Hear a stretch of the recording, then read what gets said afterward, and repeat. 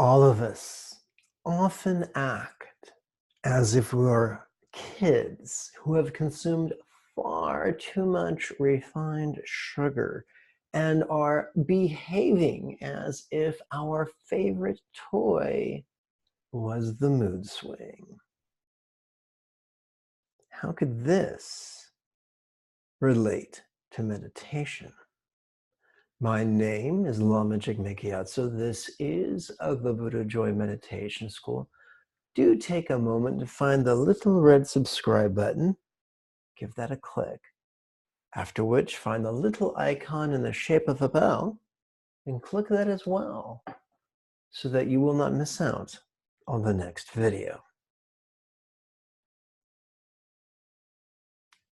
Many people, after years of attending meditation classes and having a semblance of personal meditation practice at home, fancy themselves would-be teachers or apprentice teachers.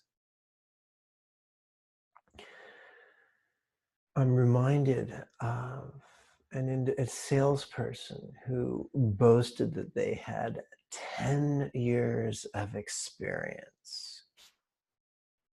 When their boasts were countered by a wearied coworker who asked, "Are you sure you have 10 years of experience and don't merely have 1 year's experience repeated 10 times?" Likewise,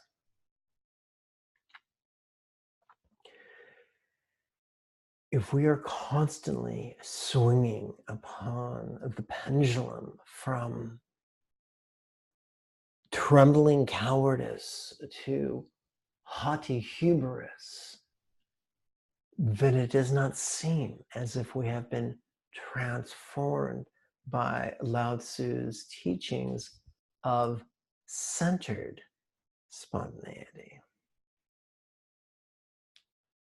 No, our job is not to repress our fear or our hubris, but rather be mindful of them and apply the universal antidote of contemplative voidness.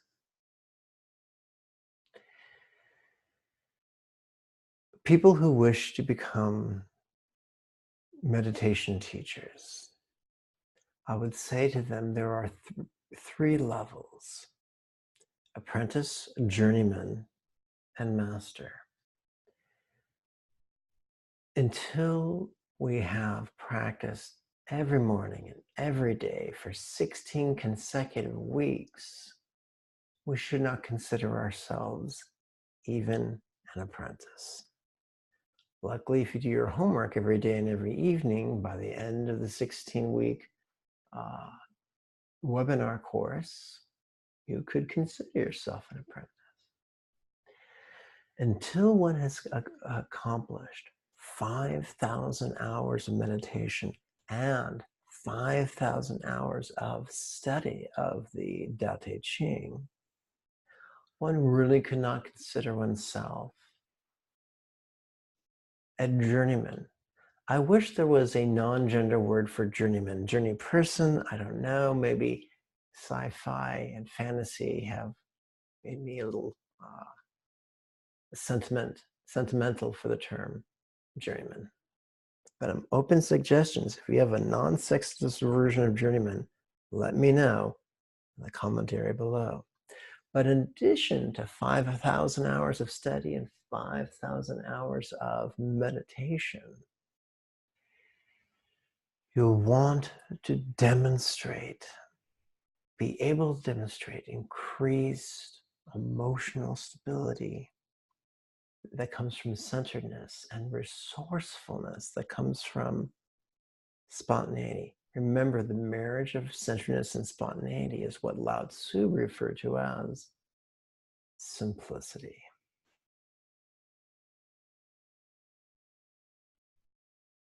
If one wishes to be a master, one must, and has already become a journeyman or a journey person, then the next step is to acquire an additional 5,000 hours of meditation and an additional 5,000 hours of study. But that's not enough.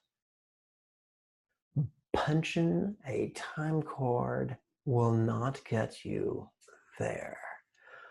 To be considered a master, one must be able to practice the three treasures of the Tao Te Ching: simplicity, patience, and compassion. How? Spontaneously, habitually, easily, and effectively. Until that time, to call yourself a master and to try to teach others would be doing more harm than good. For if one has failed to master the teachings, then all one is teaching others is their own experience of how not to master the teachings. It is possible to accomplish those 10,000 hours of meditation and 10,000 hours of study in less than 7 years. If one is applying oneself 8.5 hours a day. In Tibet and also in China is the notion of a retreat wherein someone sits for 3 years, 3 months, 3 weeks, and 3 days.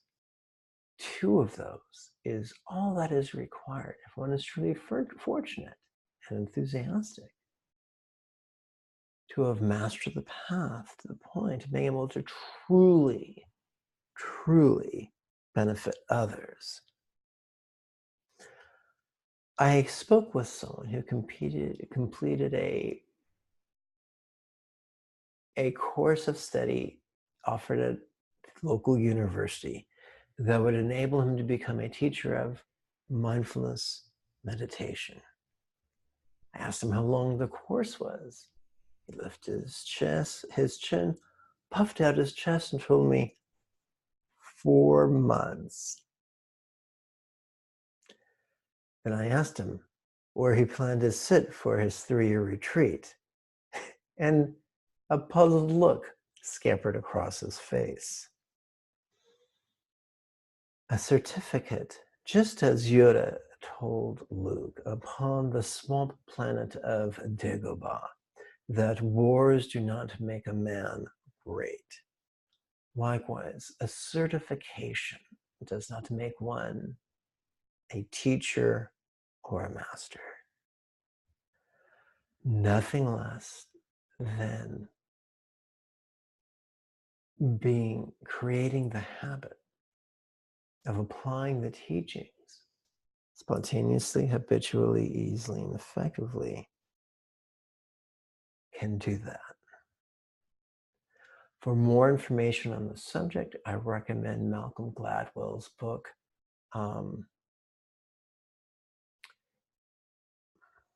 it starts with the letter I. Outliers. I guess it doesn't start with the letter I. Malcolm Gladwell's book, Outliers, or Tukul Tundup's book, Meditation, Magic. And what's the third word? What's the third M in that book?